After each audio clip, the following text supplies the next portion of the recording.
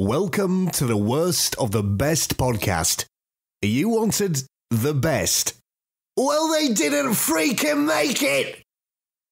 So here's what you get. From Canada, Ryan and Ruban.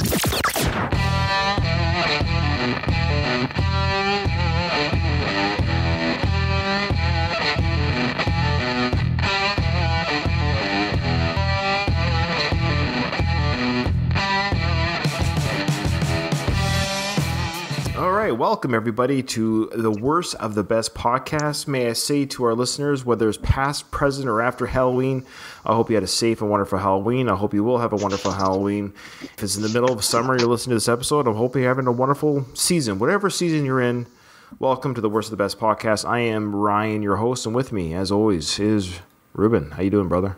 I'm doing great, Ryan. So, Ruben, are you taking the kids out for Halloween in a few days? I am. What are your kids dressing up as? Good question. I don't know. I know they got their costumes. I think they're... I know they have costumes. I think Spider-Man for Jackson. He's a huge Spider-Man. I think cool. Spider-Man for both boys. And I think Madison is a princess of some sort. Oh, fantastic. So she doesn't need to dress up. Aw. Yeah, she's a cutie. Yeah. Dude, what about your girls? Robots. Of course. Standard girl outfit. That's good. I love it. That's good. I love it. My daughter's a princess. Yours are robots. That's awesome. Yeah. All right. Well, Ruben, what's the best part of other than fireworks? Fireworks. Thank you. Did you know that fireworks is specific to BC? BC. I moved to Calgary, Alberta. Halloween came. I'm like, yeah, let's get some fireworks. We're like, what are you talking about? It was bizarre for me. It's like somebody coming up and saying, hey, it's Easter. Let's get some fireworks. Yeah. Like, why would it be any fireworks for Easter? It's the same type of disconnect. It's weird. For those of our listeners, I would say the majority of our Canadian listeners are from Canada. They know what we're talking about regarding fireworks, but they might not know that, throughout Canada and throughout parts of the U.S., fireworks on Halloween is an odd thing. Yeah. We grew up with it. Firecrackers. Mm-hmm. We buy firecrackers for some, stoner guy at school. It was always somebody's brother or something. Like, I remember them giving money. I was like in 5th and 6th grade, paper route money. Yeah. To complete strangers, and they would bring the goods the next day. How many cherry bombs do you want? How many what are they called? Lady fingers? Yeah. They're like the smaller kind of. I mean, you ever hold one in your hand and have it go off? Do you remember Jason doing that? Yeah, so our brother Jason, he was probably in grade 6. No, he was in grade 7 or 8. I think close to 8. Yeah. Of course, mom and dad have gone to work. The boys are in the house, eating their porridge, getting ready for school. And I hear this boom. Jason, he lit a firecracker in the hallway. Sorry, in the stairwell of our house.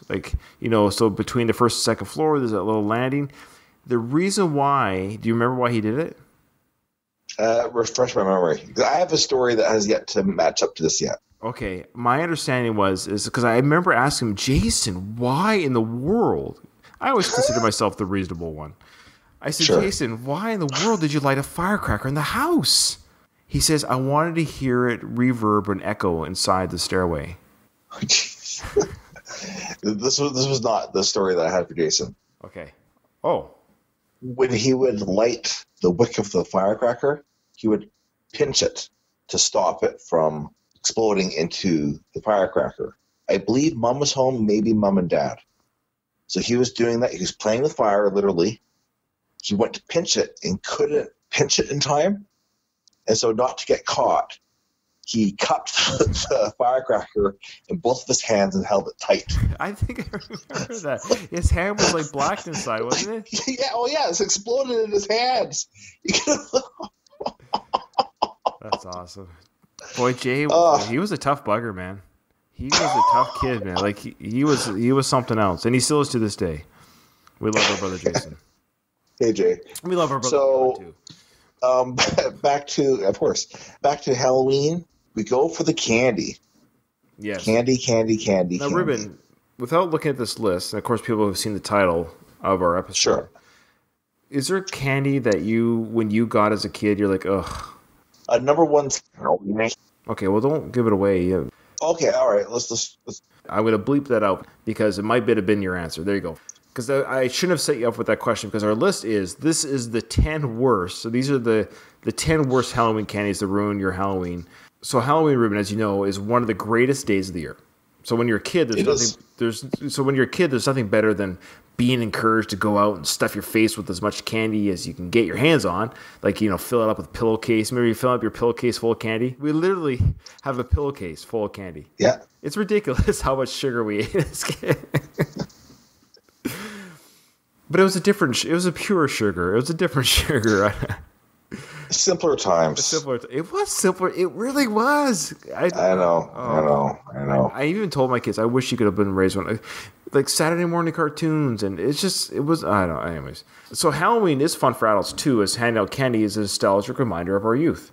And Ruben, I live in an area here where Becky and I moved here in Quebec. It's a really great neighborhood. There is family houses everywhere. We've been told to get maybe enough for 200 kids.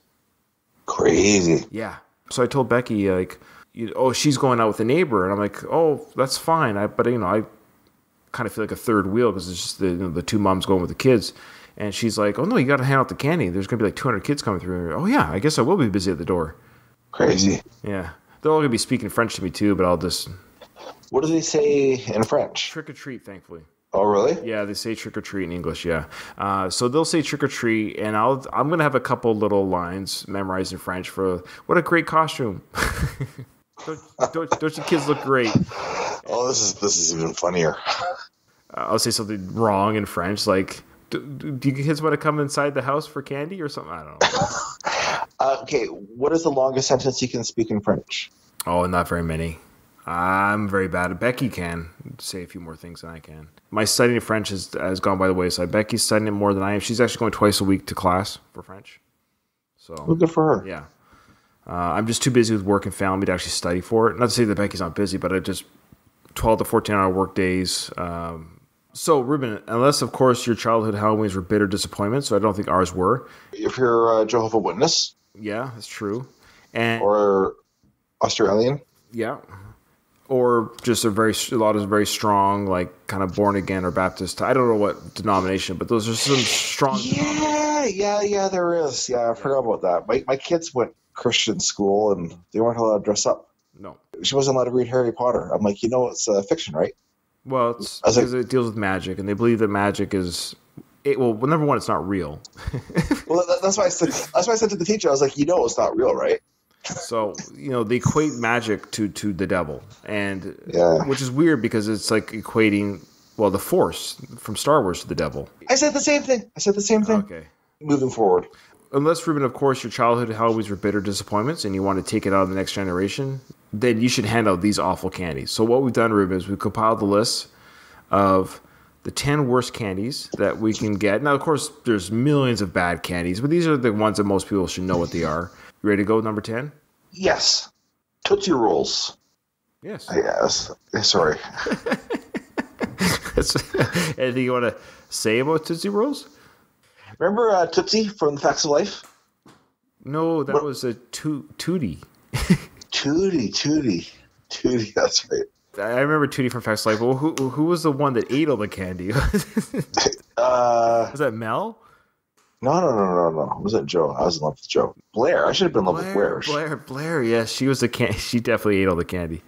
No. It wasn't Blair that ate all the candy. Blair was the prince. She's the blonde-haired one. Yeah. Mel. She was the. All right, but Tootsie Rolls. Here's a little fun Halloween fact for you. Okay. In World War II, Tootsie Rolls were included in the American field rations. The toughness allowed them to survive on a variety of environmental conditions. This proved invaluable to American soldiers who, in emergency situations, used the hardened candies to pelt Nazis to death. Were Nazis truly killed by Tootsie Roll? I don't think so, but it was part of the rations. Yeah, I know. I like Tootsie Rolls. I don't mind them. Spoiler alert, it's probably not going to be it probably won't be my worst candy from the worst. These are the best worst candies, if that makes sense. We're picking the worst of the worst. You could tell when some Tootsie Rolls were recycled from the previous Halloween. Yeah. All right, Smarties, Ruben. Smarties. And now for our American listeners, for those who aren't from Canada, Smarties are a hardcover chocolate. They're candy shell chocolates. Sorry, the multicolors: purple, brown, yellow, green, red. They look like M&Ms, but they're not. They are milk chocolate inside. In Canada, Smarties are called Rockets. That's not the Smartie. We are talking about the Canadian Smarties. In Canada, Smarties are the chocolate things. In America, Smarties are Rockets. Okay. So for our American listeners, in Canada, we call them Smarties. But if you're wondering what the heck Ryan and Ruben are talking about, because we are from Canada, they're called Rockets in the States. So this helps to avoid confusion with the other candy. Yeah, Smarties, Ruben. What's your feelings on Smarties? Look, we're only 2 in. I love Tootsies. I love Smarties. Oh, wow. Which one's going to be the worst? I don't know. Well, between the two of them, let's just do a little hot take right now. Between 10 and 9, which one is worse than the other one? Which one would you get rid of before the other one? I guess ultimately it'd be Tootsie Roll. Yeah, I think so too. I think I would rather. But I like the soft, but sometimes I don't like the chemically coating. You know, right? It's a toss up. Ultimately, I would pick Smarties to enjoy. I think this next candy, Ruben, is an American candy. Go ahead but we have a lot of U.S. listeners, so our Canadian listeners might not know what we're talking about, but they can look it up. Necco wafers were first made in 1847. They're from an era where Halloween treat was getting to leave the coal mine an early hour. Their flavor reflects the fact that their target audience's taste buds were permanently set to dust. You know these candies. Have you had these candies? I think so.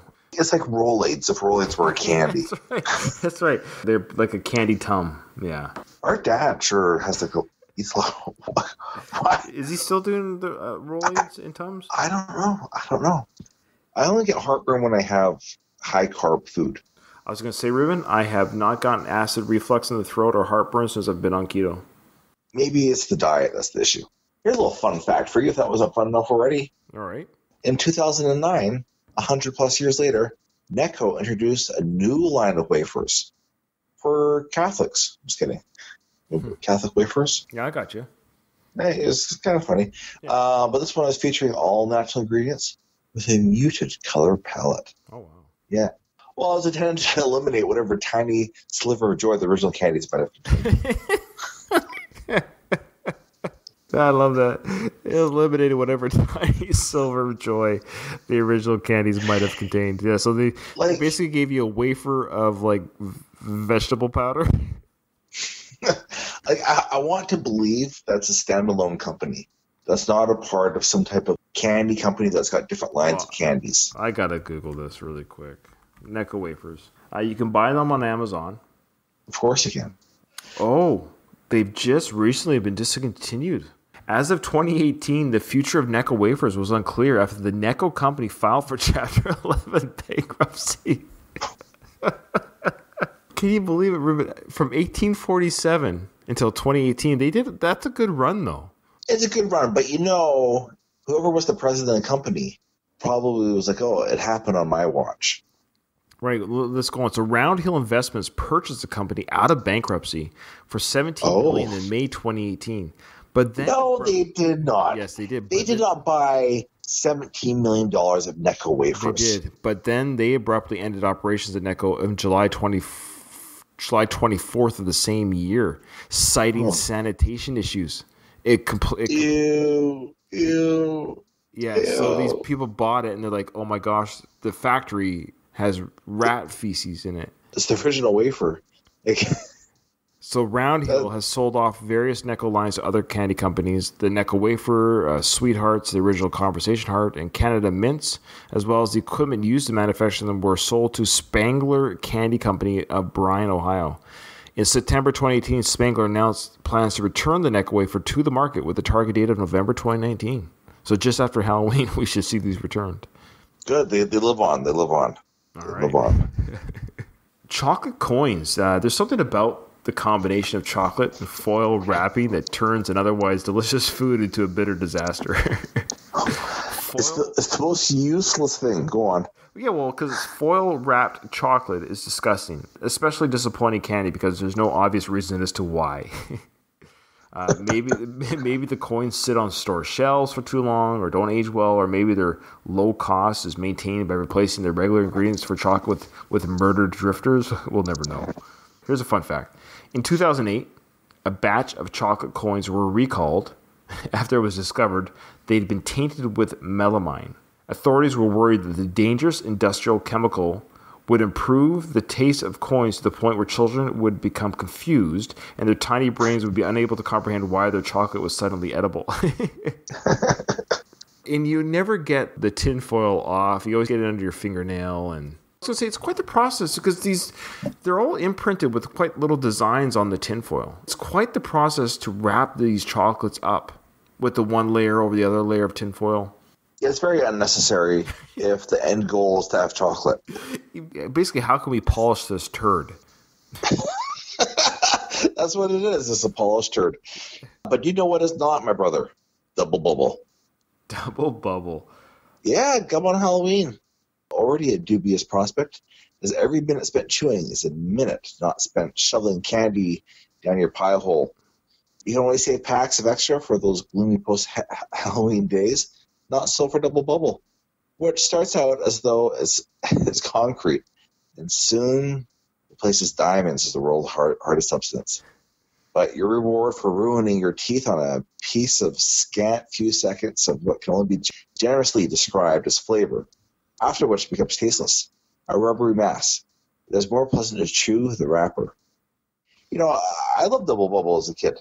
But yeah, we all did. I will say, I agree that it does become just you're chewing on a rubber band after about 20 seconds. But I will say that initial burst of flavor that comes in the first 5 seconds of chewing is amazing. And I've always said it would be great if you could create a gum where every bite is the first bite.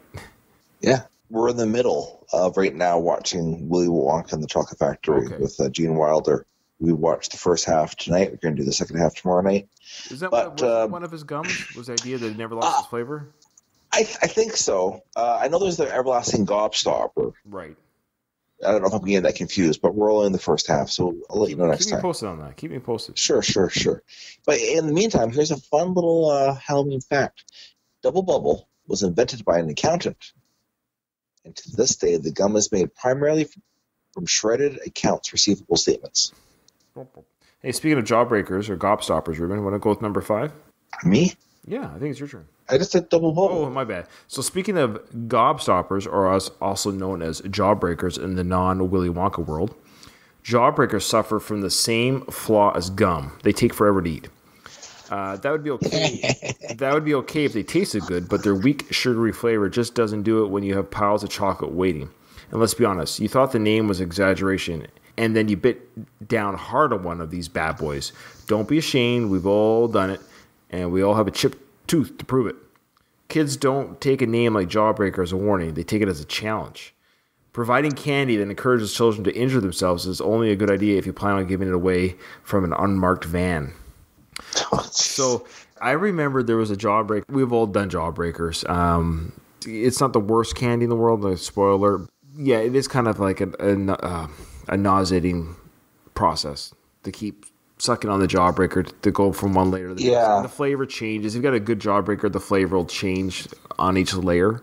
Sometimes you'll have like a powdery goodness in the middle or something in the middle to look forward to. I remember, though, when you get some of these Jawbreakers, Ruben, you've probably seen them where they're just too big for your mouth. They're literally just choking hazards. It's kind of cruel.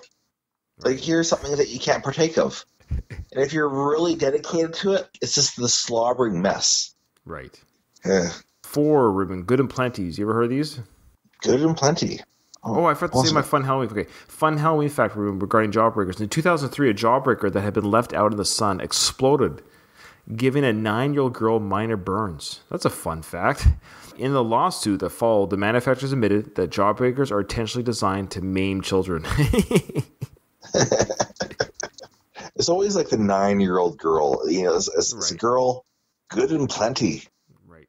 Now, every child has fallen for the twisted trap that is good and plenty. They look tasty. The pink is probably cherry flavored, but what could the white be? You scoop a handful into your mouth and find out. Black licorice. Black licorice is candy in the sense that someone who commits stabbing in a hospital is a surgeon. Studies have shown that nobody under the age of 80 likes black licorice, which is why the only way to sell it is with a diabolical disguise. You know that urban legend about the psychopaths hiding razor blades in a Halloween candy? They're actually hiding black licorice. These kids would rather eat the razors. Full disclosure, I love black licorice.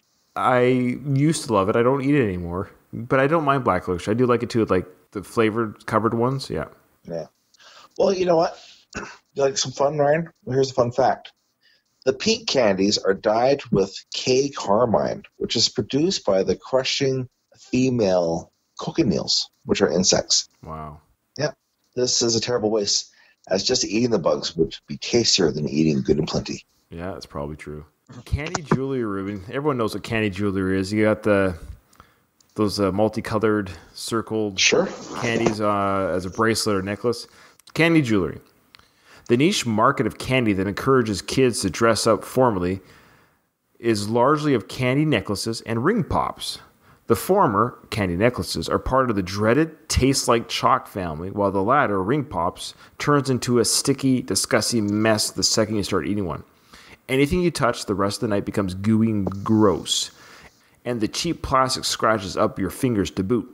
I remember putting on Halloween candy, and I would be like, I put it on my wrist or on my neck, and I would like, sure, yeah. You take a little bite here and there, by the end of it, you just had a string around your. Absolutely, I hated the ring pop. That was like to me, like it wasn't even worth it. My kids love ring pops. You give them a ring pop, they go cuckoo for caca. I remember the jewelry watch, the candy watch. That's like the Rolls Royce. Yeah, because you'd have a big chunk of sugar that would just like, I loved it. Speaking of loving things, do you remember those rock hard candies that taste like a mixture of molasses and child abuse? The black and white? Their manufacturer is so ashamed of them that nobody even knows what they're called. Rumor has it they're only made in the dead of night in a hidden factory operated by the souls of the damned. Wow. Every adult who gives them out on Halloween turns into a bat and vanishes the next day. Wow. The moment a kid eats one of those is the moment their childhood ends. True. You know what I'm talking about? Yeah, they're really hard. They look like saltwater taffy. Yes. But they don't taste like so. No. It's just like, here's something. So what, pioneers would have. This is good. Like, oh yeah, this is better than grass. Number 1, anything that isn't candy. Apples, toothbrushes, pennies, granola bars even, I would say, or dried fruit. Nothing's worse than getting something other than the candy on candy day. And it's true. Yeah, it's important to get kids eating fruit and brushing their teeth, but come on, it's Halloween. The worst non-candy item of all is pencils. Have you ever got pencils before, Ruben, or anything like that? I think I have. Yeah. Anyone who hands out a school supply saying, hey, kid, you know this magical day where you dress up in a cool costume, stay up late with your friends, and get candy from all sorts of nice people? It's about to end, and you're going back to school tomorrow. So another fun fact here, Ruben, anyone who does give out toothpaste or any non-candy on Halloween is dead inside. So they probably are just zombies. All right, so here from this list of some of the worst, if not the worst candy you can kind of receive on Halloween. These are the common candies, you could say, because of course there's worse. There's stuff that's so bottom of the pile it would be hard to even explain. Which one, Ruben, would you say you just hope if you were to go out trick-or-treating with your kids and they were to dump out their bags, say, Daddy, you can pick something, you would just pick this one last? Well, I'm not going to include the thing that's not candy. Well, you could say, do you want a pack of pencils? Sure. Okay. So which one would I not want out of these the most? They're the most. Yeah. Which one do you want the least, or which one do you not want the most? How's that for? It's the Halloween candy that you don't know really where it's made, what company makes it. That kind of generic. Like, where did this come from? Yeah, where did it come from? There's no brand. Whoever makes it is not proud of it. We can't even visit their website. We don't want anybody to know that we're associated with this. So we'll probably get audited. So you're picking, because people will be so mad at us. Sorry, you're picking whatever those orange or black things are called? Yeah, I am. I've just got like a little Halloween generic wrappers or whatever. I think I'm close to that, Ruben. I'm close to that. It's a toss-up between Necco wafers. Yeah. I think I'm going to go with the Necco wafers. One, because Necco is like very close to the dead body. Necrophilia? Yeah, it's like Well, just necroism, which is dead. Anything that's dead. And they... I forgot about Necco, and I changed my answer. You going with Necco? Yeah. All right. Necco it is. You're the worst.